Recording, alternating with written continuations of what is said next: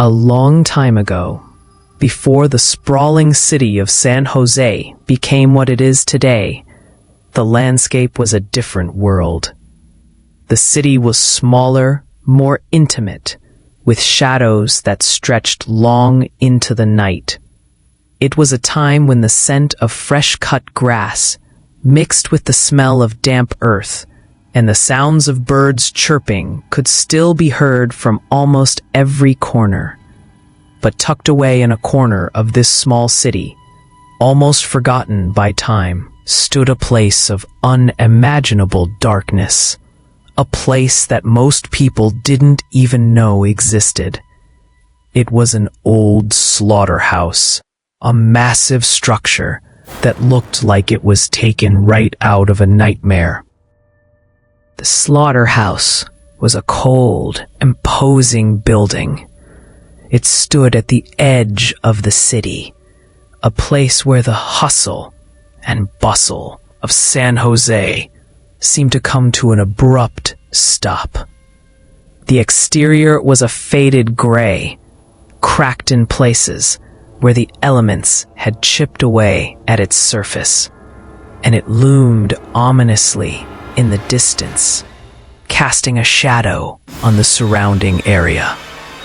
The building seemed as though it had always been there, its presence enduring the passage of time like some kind of twisted monument. Inside, the atmosphere was unlike anything most people could comprehend. The air was thick, oppressive, and smelled of blood, metal, and decay. The floors were slick and stained, a permanent reminder of the gruesome history the place held. Meat hooks hung from the ceiling, some still stained with remnants of their last gruesome tasks. The walls were cold, stone, and covered in grime and dark stains. The hallways were long, stretching into the distance like tunnels that led nowhere. They twisted and turned, disorienting anyone who dared to venture too deep.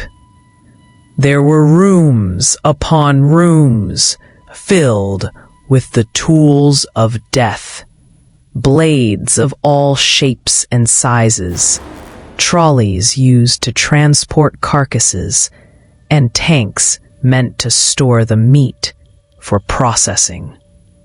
Each room seemed to have a story to tell, a dark secret buried within its four walls. But for most, it was just a place where workers did their job, day in and day out, without asking too many questions. Life in the slaughterhouse was grim, but it was a job, and it paid the bills. In the 1950s, the city began to change.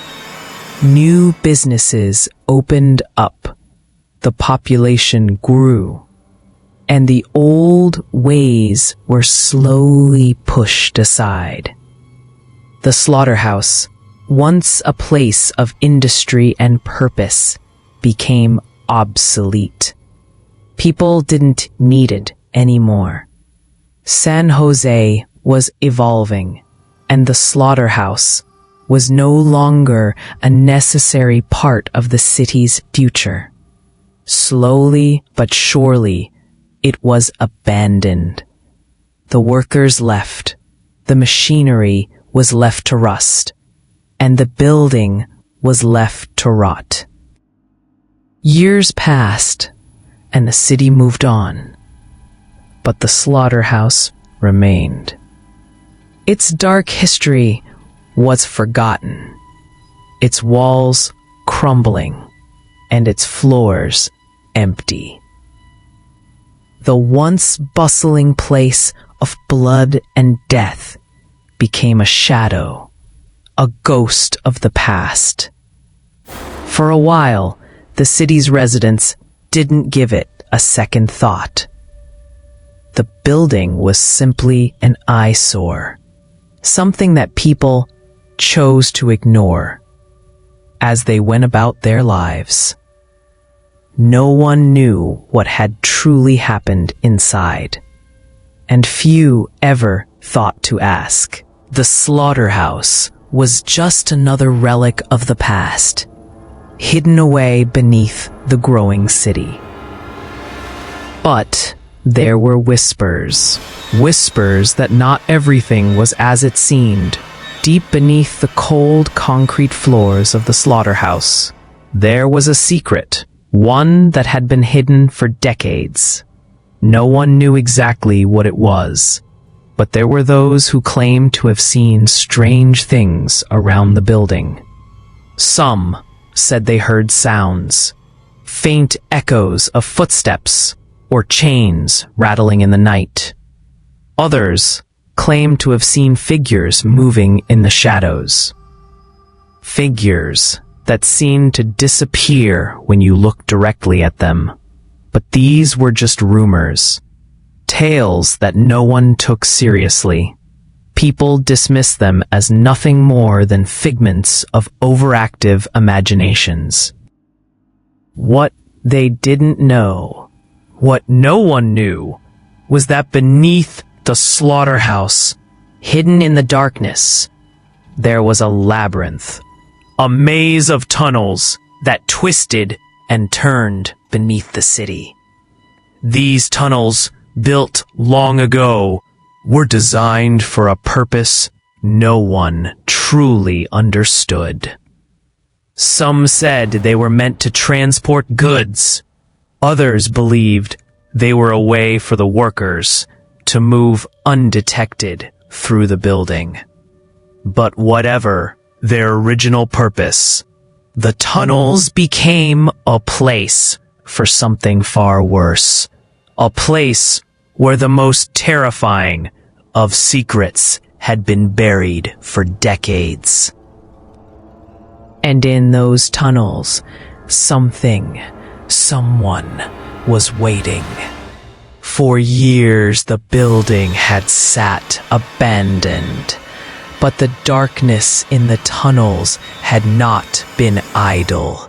It had festered, growing in the silence, waiting for the moment when it would finally be released.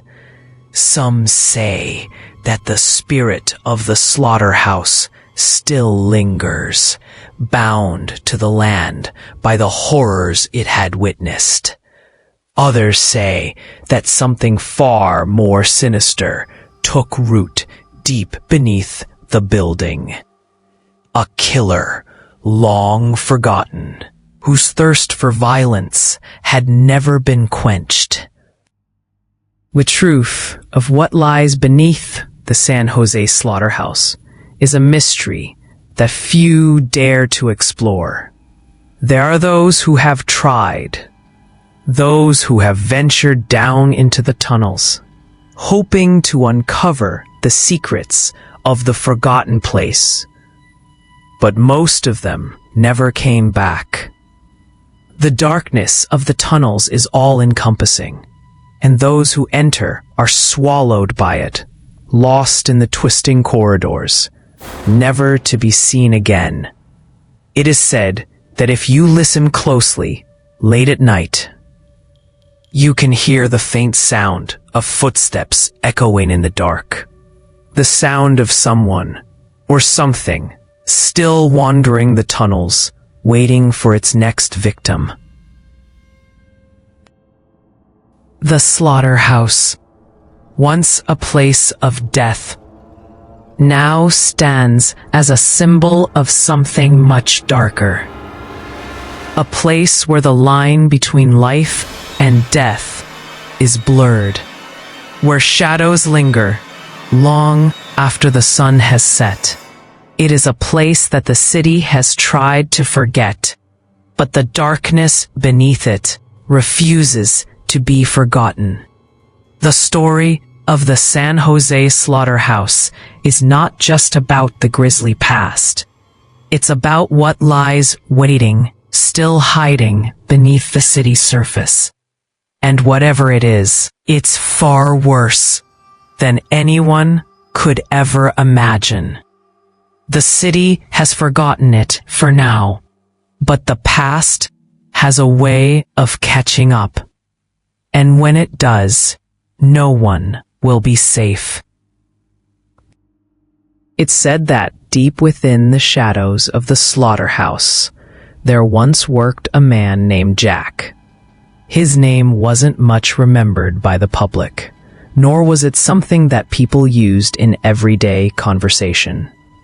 He wasn't a hero or a legend, at least not until after the darkness took hold of him. But for those who worked at the slaughterhouse or lived nearby, his name was a haunting reminder of something far worse than just the blood and meat that filled the air of that place. Jack was a worker, just like the others, but there was something about him that made people uneasy. His cold, lifeless stare would send a shiver down your spine. His twisted smile, ever so slightly crooked, was always unsettling. Jack's eyes were the eyes of a man who had seen too much, a man who no longer belonged in the world of the living. Some people said he was born evil, that something dark and sinister had always lurked beneath his skin. Others whispered that it was the horrors of the slaughterhouse, the years of working in such a place that broke him. It's hard to say exactly what it was, but one thing was clear. Jack was not a man to be trusted. At first, Jack was just another worker in the slaughterhouse. He did his job, following the routines, and performed his duties with eerie precision. Day in and day out, he would carry out the gruesome tasks that most people couldn't even imagine. Cutting, cleaning, lifting, and slicing. The work seemed to never end.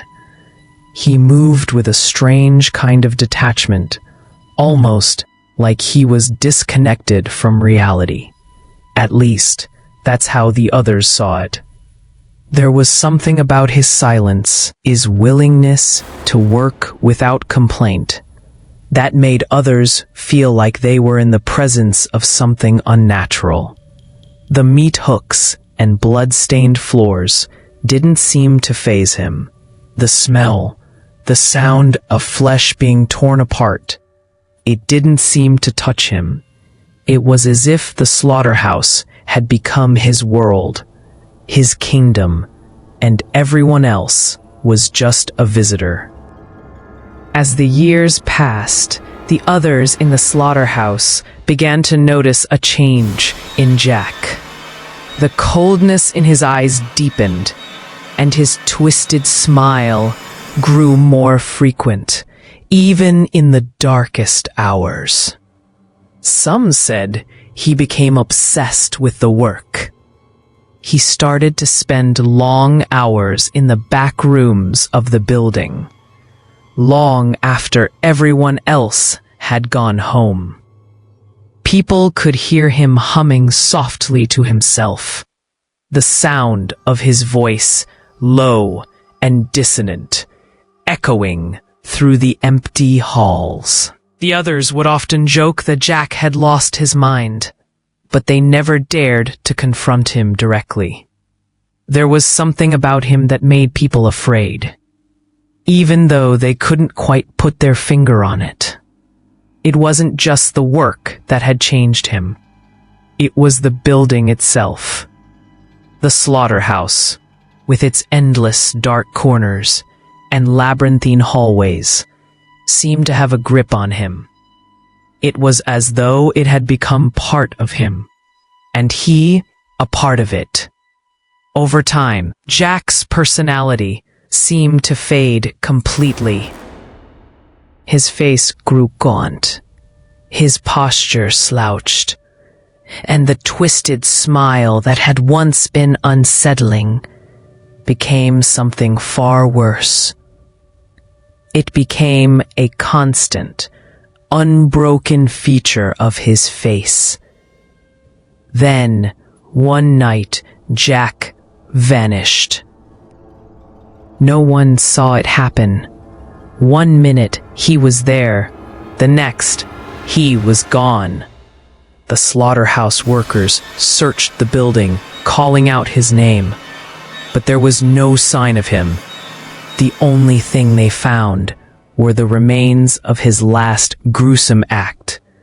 A series of killings so horrendous that they left everyone who saw the aftermath in shock. The bodies were discovered, scattered throughout the building, each one more brutal than the last.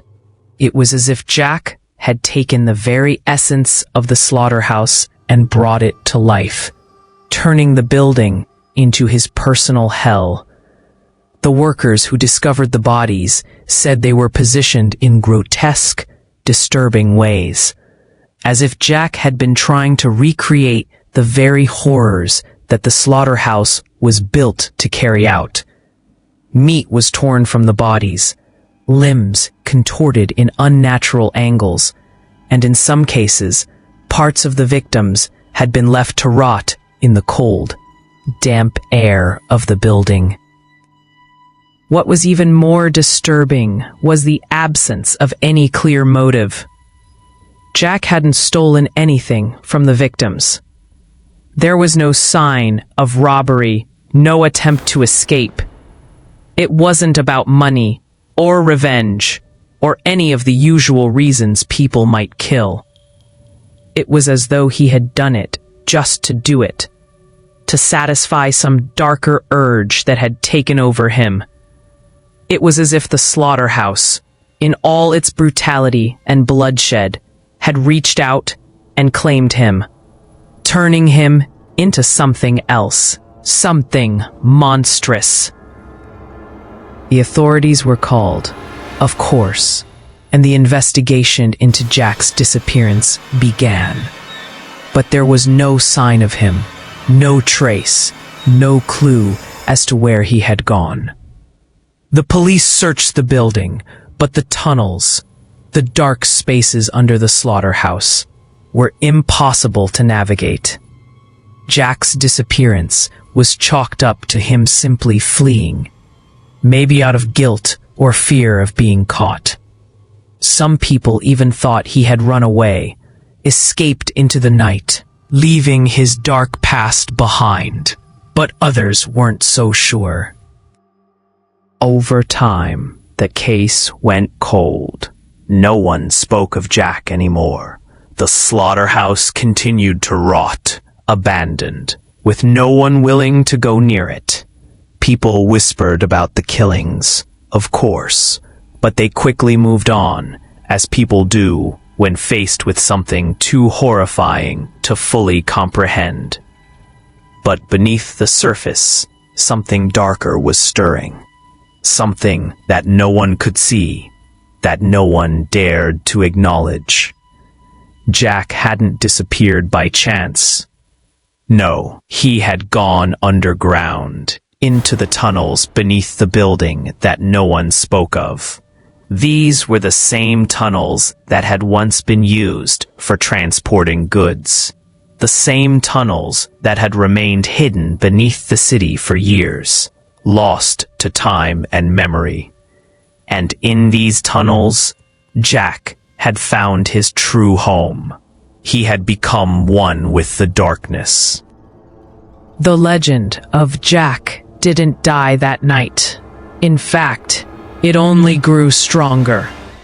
As time passed, whispers of his return began to spread, and the fear of what he might do next started to haunt the people of San Jose. Some said they could still hear his voice late at night, echoing through the streets.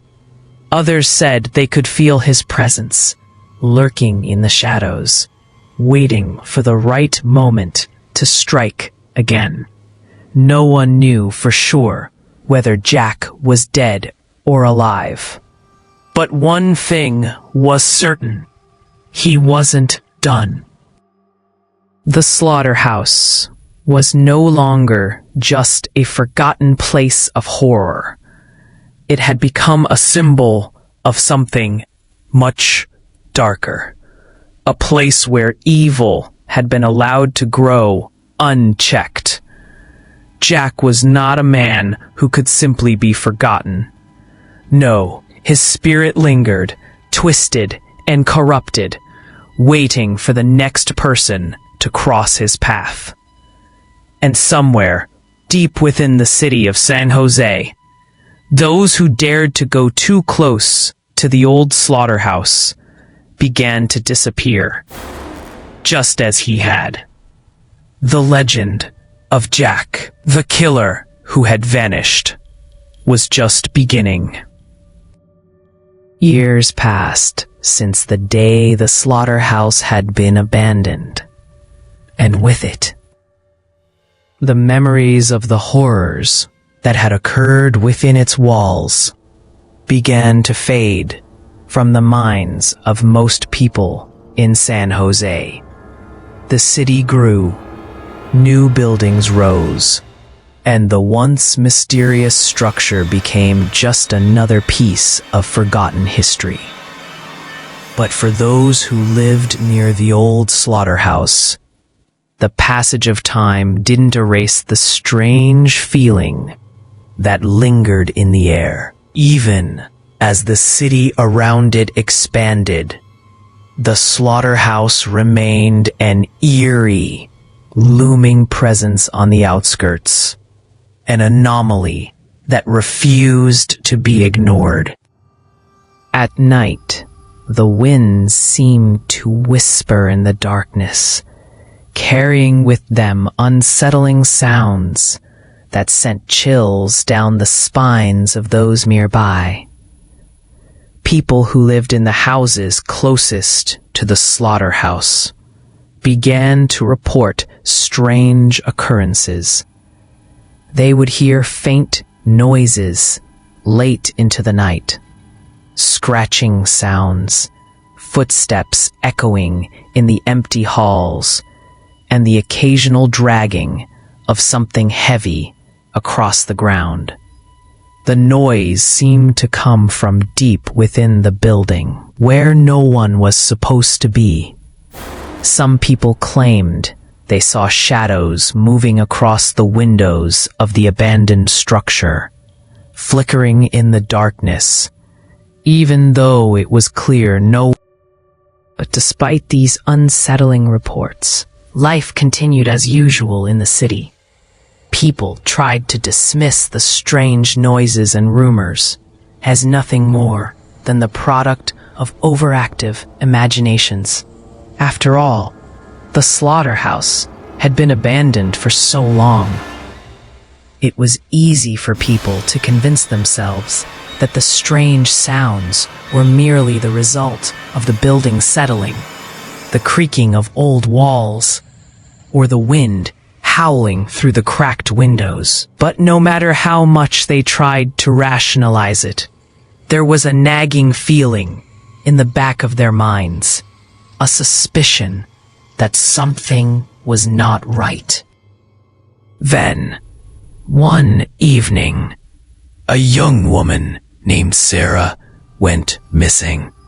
Sarah had been living in the area for a few months, and her routine was simple.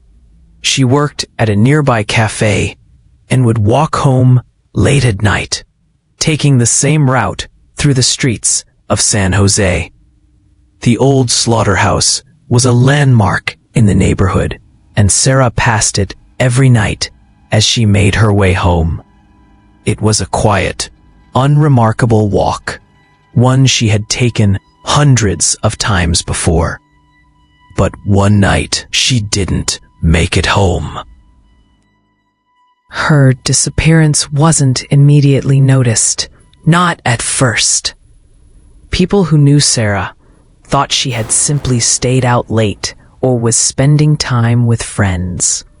But as the hours passed and there was no sign of her, concern began to grow. She had never been one to stay out without letting anyone know, and she was always home by midnight. By morning, her friends and family had begun to panic. Sarah was gone, and there was no sign of her anywhere. Her phone was found lying on the ground near the slaughterhouse, the screen cracked and dark. There was no trace of her, no signs of struggle, and no clues as to what had happened. The police were called, but after days of searching, no leads emerged. No one had seen anything unusual. The building was locked and sealed, just as it had been for years. The area around it was searched, but there was no evidence of anything suspicious. It seemed as if Sarah had simply vanished into thin air. But the locals knew better.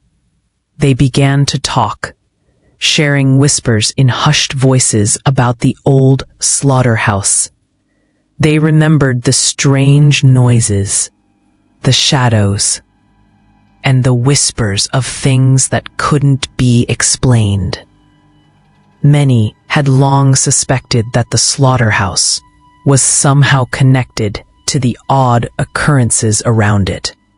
But Sarah's disappearance brought the rumors to the surface. People began to speak of Jack again, the man who had vanished years earlier, and the possibility that he had never truly left. A legend of Jack was reignited. They said he was still down there, beneath the slaughterhouse, waiting for someone to wander too close, someone to make the mistake of crossing the line.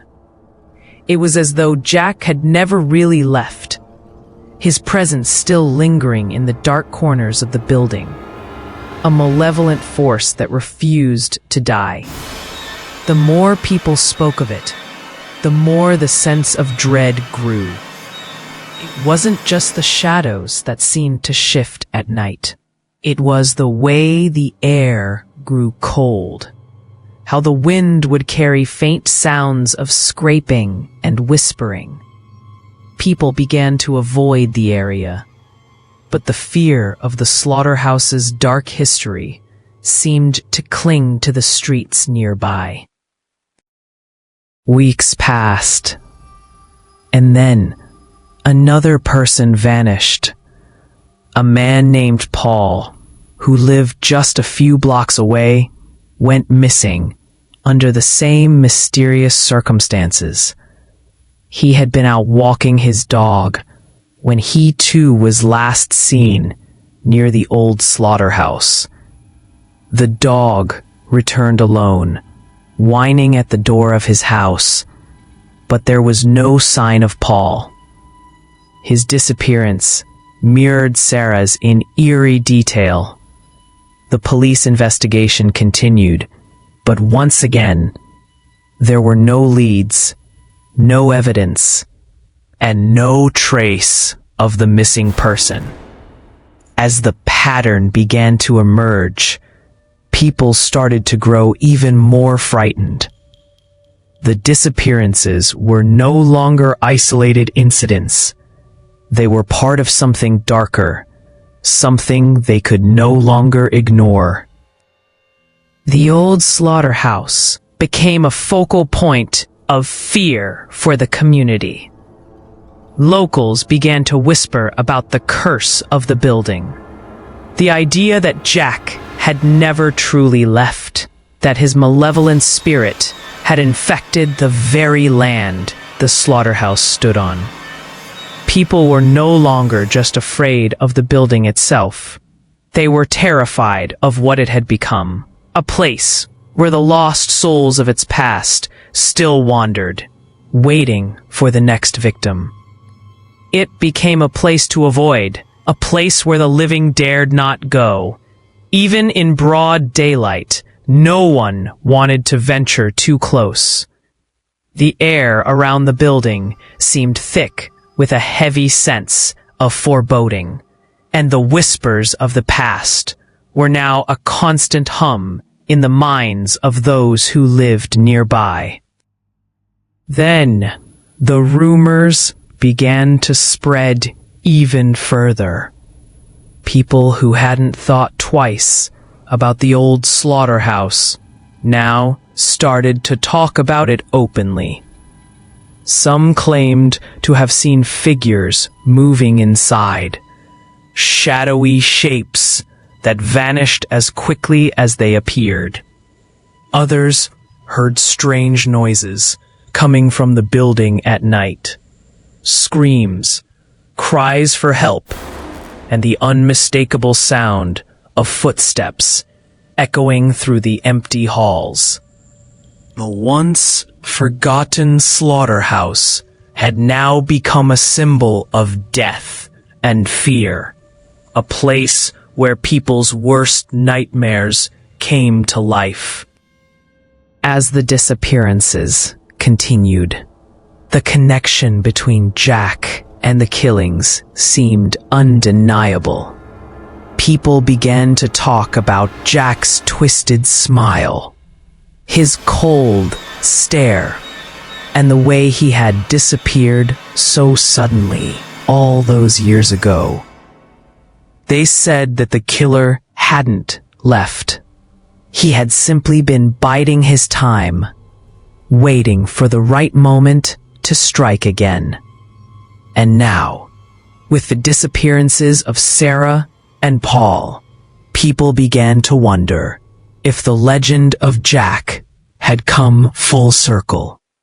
If the killer was still lurking beneath the city, hidden in the dark, waiting for his next victim.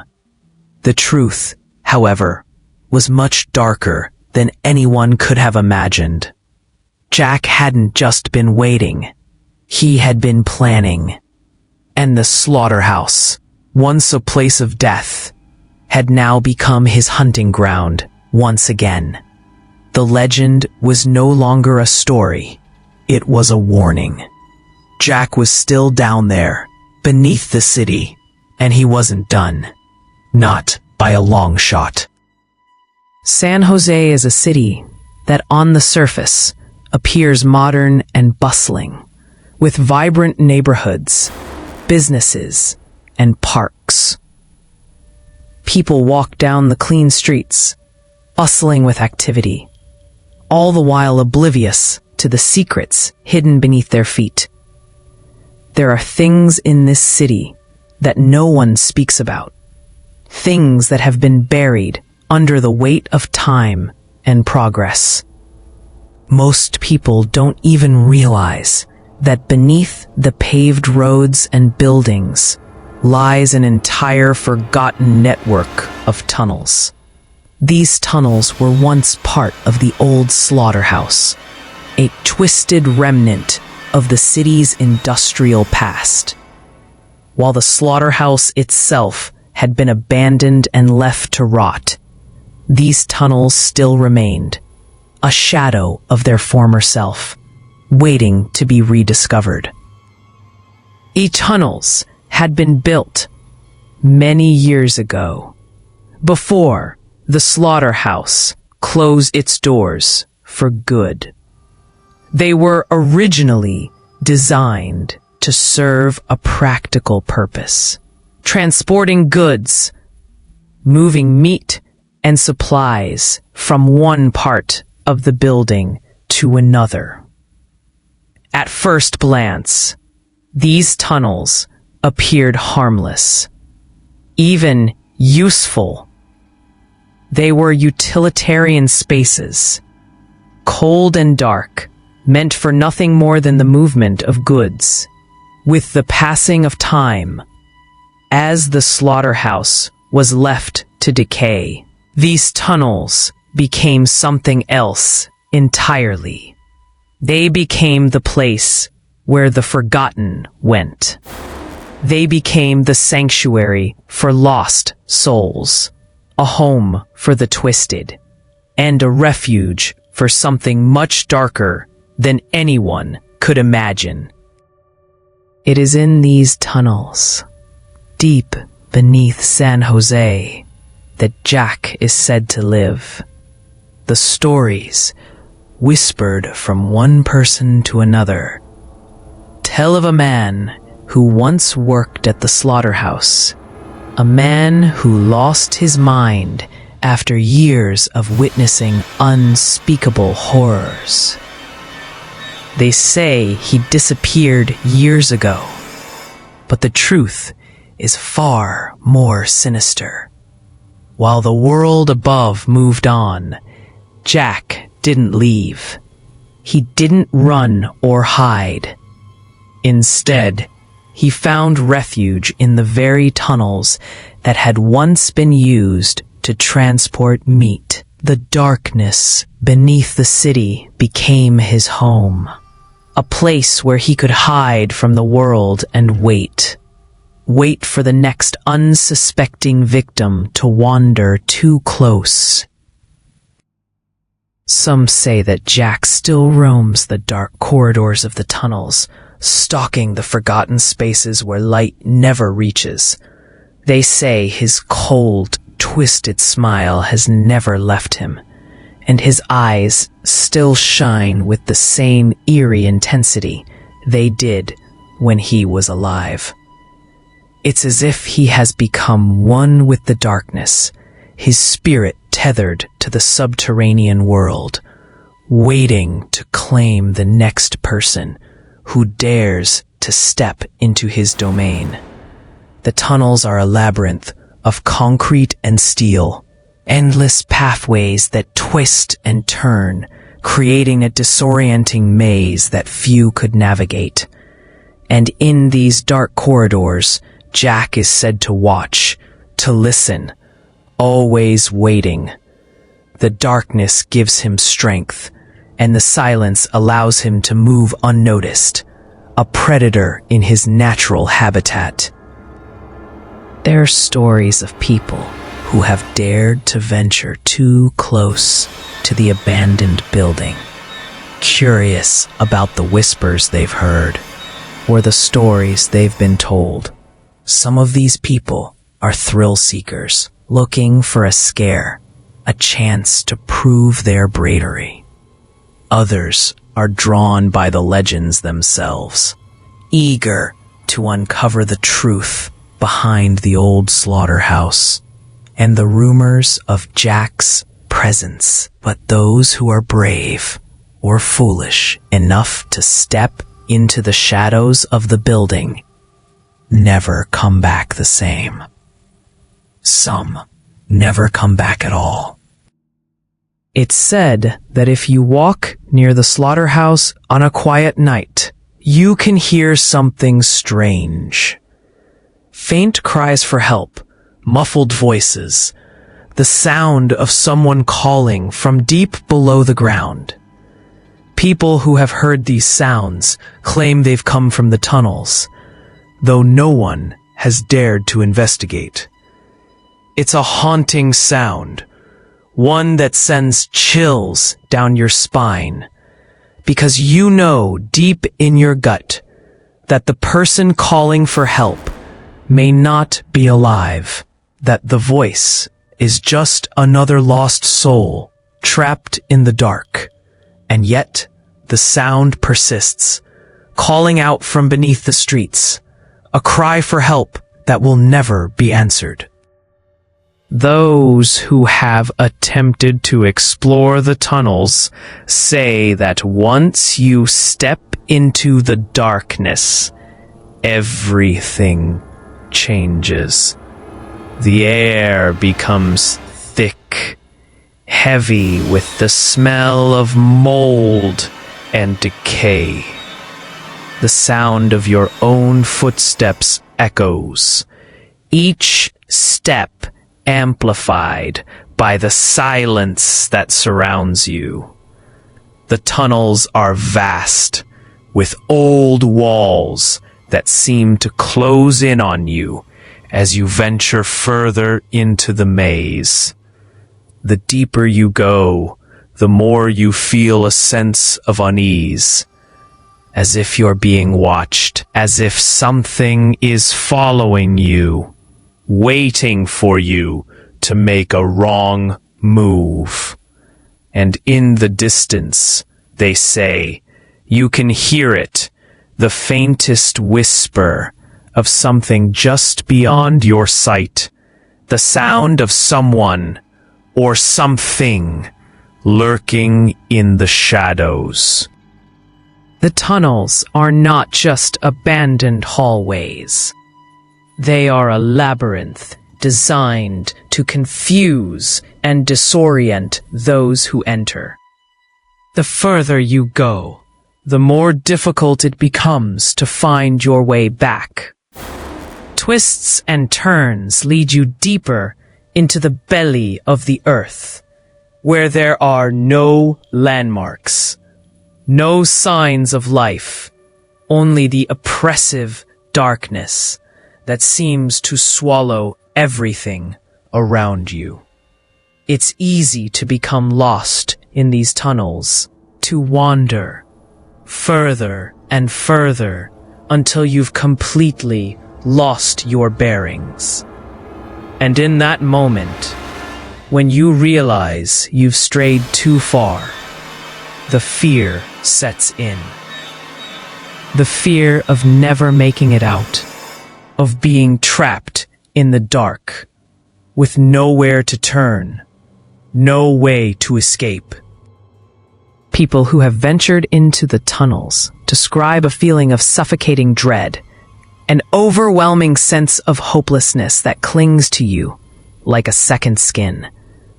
It's as though the very walls are closing in on you, the weight of the darkness pressing down on you with every step.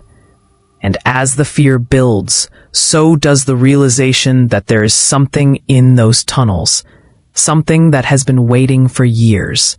Jack is still there, or at least something like him is. It's as if the tunnels themselves have become a part of him, and he has become a part of them. The labyrinth is his domain now, and he is the ruler of its twisted corridors. People speak in hushed tones about those who have gone into the tunnels and never returned. Some say that Jack takes them, that he claims them as his own, dragging them into the darkness, where they become part of his twisted world. Others believe that the tunnels themselves are cursed, that they hold the souls of those who have been lost to the building's grim past. Whatever the truth is, no one can say for sure. All that's known is that there are things in those tunnels, things that no one should ever have to face. For most people, the idea of entering the tunnels is unthinkable. The danger, the darkness, the fear of what lies beneath the city are enough to keep anyone from venturing too far. But there are always those few who are drawn to the unknown, who believe they can conquer their fear and unlock the mysteries hidden below the surface. For them, the tunnels are an invitation to face something dark and twisted, to come face to face with the very thing that has haunted San Jose for so long. But the question remains, will they return? Or will they become just another lost soul, trapped forever in the dark? One thing is certain. No one who enters the tunnels beneath San Jose ever leaves changed. The darkness has a way of doing that to you. It was a typical afternoon when a group of curious teenagers gathered near the old slaughterhouse They had heard the rumors, the whispers of Jack, the man who had haunted the place for so many years. But like most young people, they didn't believe in ghosts or urban legends.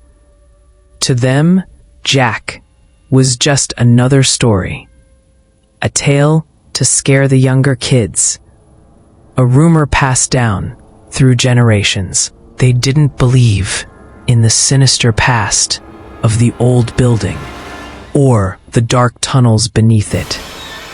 To them, it was all just an exaggeration, a story spun out of fear and imagination. With their phones in hand, they set out to prove the legends wrong. They weren't afraid of the darkness, or at least, they didn't think they were. The slaughterhouse stood silent, its decaying walls a backdrop for their adventure, its rusted gates barely hanging on their hinges. The air was thick with the scent of old wood, dust, and damp stone as they entered the building, their footsteps echoing through the empty halls. The walls were covered in layers of grime, and the floor was uneven, with cracks that seemed to lead into the very bowels of the earth. The group made their way past the rotting meat hooks and the old, weathered equipment that had once served its gruesome purpose, but now stood as relics of a time long past. The teenagers didn't know it yet, but they were about to walk into something much darker than they had ever imagined. They didn't believe in the stories, but the slaughterhouse had a history that was far from over. It had been years since anyone had dared enter the tunnels beneath the building, and for good reason.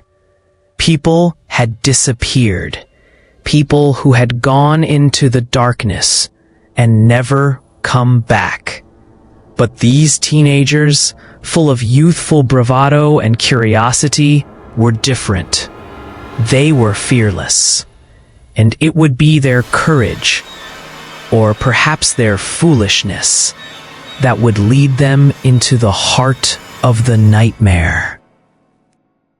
As they descended deeper into the tunnels, the air grew colder, and the walls seemed to press in on them.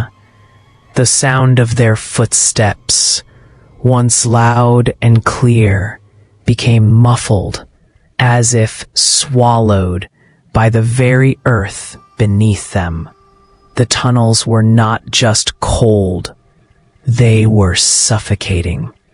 The further they went, the heavier the air became, thick with an unnatural chill that seemed to wrap around their bodies, seeping into their bones. The deeper they ventured, the darker it grew, and the once familiar sounds of the outside world faded away. There was only the sound of their own breathing, the soft shuffle of feet against the ground, and the occasional click of a phone screen lighting up as they used their flashlights to illuminate the path ahead. It was as though the tunnels were alive, shifting and changing, as if they didn't want anyone to find their way through. The teenagers had only just begun to explore when they noticed something odd. The floor beneath their feet seemed to be different here. There were patches of bloodstains, faded but still visible, that had soaked into the concrete, like a permanent reminder of the horrors that had once unfolded here. The walls, too, were strange. They were covered in symbols that none of the teens recognized. They looked ancient, scrawled in a rush, as though someone had been desperate to leave a message. Some of the symbols were drawn in what appeared to be blood, and the rest were scratched into the stone with something sharp. The air was thick with an oppressive sense of unease, a feeling that they shouldn't be there, that something was waiting for them in the dark. But it was the sight at the far end of the tunnel that made their hearts stop. Hidden beneath layers of dust and grime was a small, secluded room. The door, which had once been sealed shut, was now slightly ajar. As they slowly approached, their phones illuminated the room's contents. The walls were covered in the same strange symbols, but this time there was something new. Bloodstains, fresh bloodstains, covered the floor in a chaotic pattern. The stench of decay and something far more sinister lingered in the air. But it wasn't the blood that made their hearts race with fear. It was what they found in the corner of the room. There, in the dim light of their phone screens, were fresh footprints. Footprints that didn't belong to any of them. The footprints were unmistakable. They were too large to belong to any of the teenagers. And they were too fresh. The edges still sharp, the dirt around them still unsettled. Someone had been there recently. Someone who wasn't supposed to be there. The teenagers froze. A chilling silence filled the room as they stared at the footprints. A deep, gut-wrenching feeling settling in their stomachs. It was then that they heard it, the sound of footsteps behind them. Slow, deliberate, and heavy. The hairs on the back of their necks stood up as they turned in unison, their phones shaking in their hands as they desperately searched for the source of the noise. At first, they saw nothing, just the flicker of light from their phones illuminating the walls. But then, just beyond the reach of the light, they saw it, a shadow moving in the darkness, a figure, tall and menacing, standing just out of sight, watching them. Then came the voice. It was soft at first, barely a whisper, but it was enough to freeze them in place. It was a voice they couldn't place, a voice that sent shivers down their spines. It was faint, distant, but unmistakably real. It called their names, each one of them, as though it knew them. The voice seemed to come from the darkness itself, creeping into their minds and filling their ears with a cold, sinister presence. It wasn't just a voice. It was a command, a beckoning, a silent invitation to stay and face what they had so foolishly come to find. The teenagers turned toward the entrance of the room, their hearts racing. But the path that had once seemed so familiar now seemed impossibly long. The tunnel ahead of them stretched out like an endless abyss, swallowing the light from their phones. The walls felt like they were closing in, and the air grew thick with a sense of dread. They could hear it now, footsteps, coming closer, faster, with each passing second. The sound of something, or someone, pursuing them. The group moved together, panic rising in their chests as they tried to find their way out. But the darkness seemed to twist around them, warping the familiar tunnel into something unrecognizable.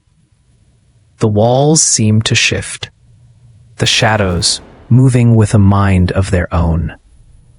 The more they ran, the more they realized that they were no longer in control. They had ventured too deep into the heart of the nightmare, and now there was no escape. Jack, or whatever was left of him, was hunting them. They had unknowingly walked right into his domain. It wasn't long before the whispers returned, louder this time, echoing in their ears, taunting them, mocking their fear. The footsteps behind them grew closer until they could feel the presence of the killer, his breath on their necks. The tunnels were no longer a place of curiosity. They had become a prison, a place where the living and the dead collided, where Jack's malevolent presence filled every corner of the dark. And as the teenagers sprinted toward what they hoped was safety, they knew one terrifying truth. They were no longer just exploring an old building. They were trapped in a nightmare. Jack was back, and he wasn't letting them leave. And that was when they knew the killer wasn't just a story. Jack had never really disappeared. He had been waiting for them all along, waiting in the shadows, waiting for someone to come close enough to claim. The group ran as fast as they could, hearts pounding in their chests, their breaths ragged and desperate. Every footstep echoed through the damp, narrow tunnels, growing louder and louder in their ears. The darkness around them felt alive, closing in with every turn, with every step they took deeper into the belly of the earth. They could hear the faint sound of footsteps behind them. Or was it just their fear playing tricks on them? The walls seemed to shift, twisting into unfamiliar shapes, as if the tunnels themselves were trying to keep them there, trying to make sure they never escaped. But the adrenaline coursing through their veins kept them moving, kept them from stopping, kept them from looking back. The passageways seemed endless, and with every corner they turned, the feeling of being pursued grew stronger.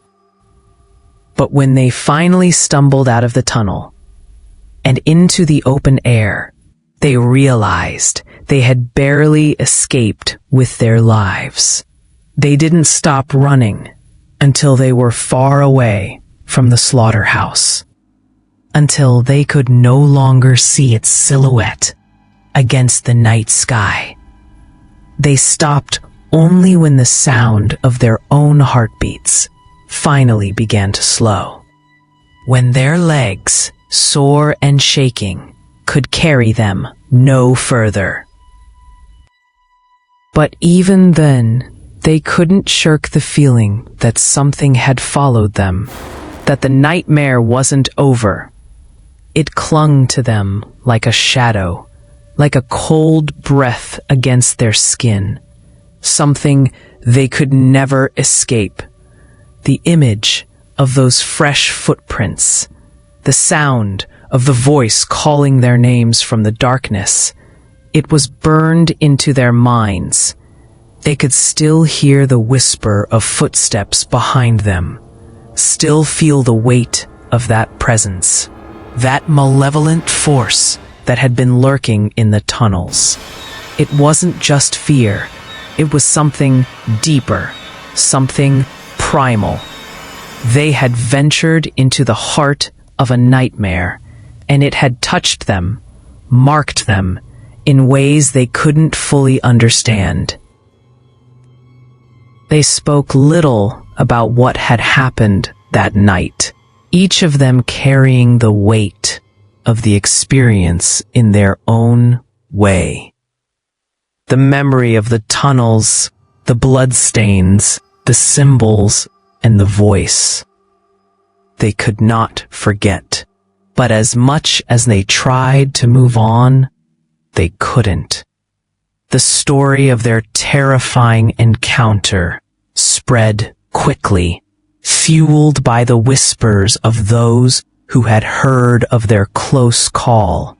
They were the lucky ones, the ones who had made it out alive. But the others, the ones who had disappeared, the ones who had been swallowed by the tunnels, they weren't so lucky. And so the legend of the San Jose Slaughterhouse grew once more. The locals, who had once dismissed the stories as nothing more than dark folklore, began to speak of it again. They would warn their children to stay away from the old building, to never venture too close to the abandoned structure, especially after dark. Some even went so far as to say that the place was cursed, that Jack's spirit, whatever was left of him, still lingered there, waiting for someone else to cross his path. People who lived nearby started to notice things again. Strange sounds in the night, faint whispers carried on the wind, shadows moving behind the cracked windows of the slaughterhouse. Some said they had seen figures, dark shapes standing near the entrance, watching, waiting. But no one dared to go near. The fear that had once been buried deep beneath the surface had resurfaced, stronger than ever. It wasn't just the building that was cursed. It was the land itself. People began to feel uneasy as they passed by, a sense of being watched, of being followed. The feeling of dread that clung to the area was palpable, a weight in the air that made people want to turn away, to walk faster, to get as far away as possible. It was as if the ground itself had absorbed the horrors of the past, and now it was a part of the building, a part of the city, forever. Some said that Jack's spirit was not just haunting the building, but the very city itself. The legend of the slaughterhouse had taken on a life of its own, becoming a warning to those who dared to test fate. It was said that the killer, once a man who had lost his mind to the horrors of the slaughterhouse, had never really left. He had become something more, something that existed in the shadows, waiting to claim those who were foolish enough to wander too close. The idea that Jack had returned from the dead, that he still hunted in the darkness, was enough to send shivers down the spine of anyone who dared to listen. As the years went by, the abandoned slaughterhouse became more and more of a local legend, its story a chilling reminder of the past. The building stood, rotting and decaying, a shell of what it once was. But it was no longer just a forgotten structure. It had become something darker, something more terrifying. It was the focal point of fear, of whispered stories, of warnings. And yet, despite the fear that surrounded it, there were always those who were curious, those who were brave or foolish enough to try and uncover the truth. But those who went searching for answers never returned the same. Some, like the teenagers, made it out alive, but the scars of what they had seen never left them. Others weren't so lucky. They went into the tunnels drawn by the same curiosity, the same arrogance that the teenagers had felt, but they didn't come back. They became just another chapter in the legend of the slaughterhouse. Another warning for those who would follow. The city itself had become a different place.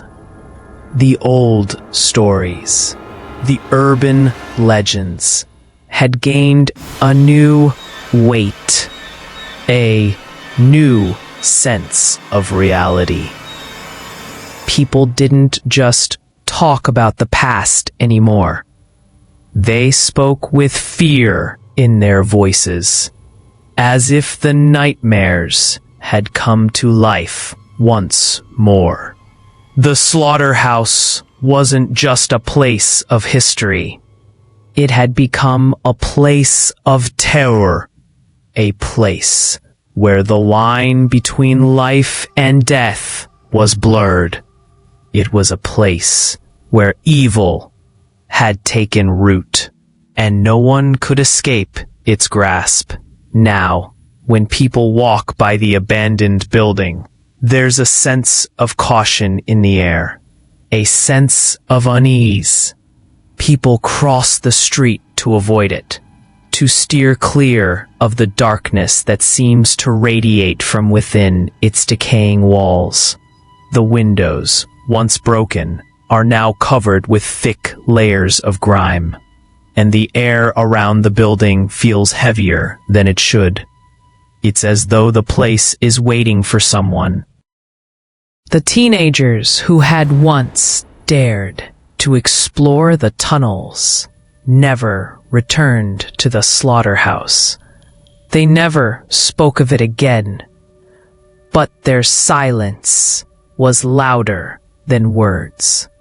The experience had changed them, left them with a fear they couldn't shake. They had learned the hard way that some things should never be disturbed, that some stories aren't just stories. Some killers don't die, and some places are better left unexplored. The warning, though, remains. The next time you walk by an abandoned building, especially one with dark corners and forgotten rooms, remember the story. Remember the whispers of the past. Because there are places where the darkness is too deep, where the history is too twisted, and where the horrors of the past are never truly buried. Jack is still there, waiting, and he's not the only one. There are things in the shadows, things that will never let go.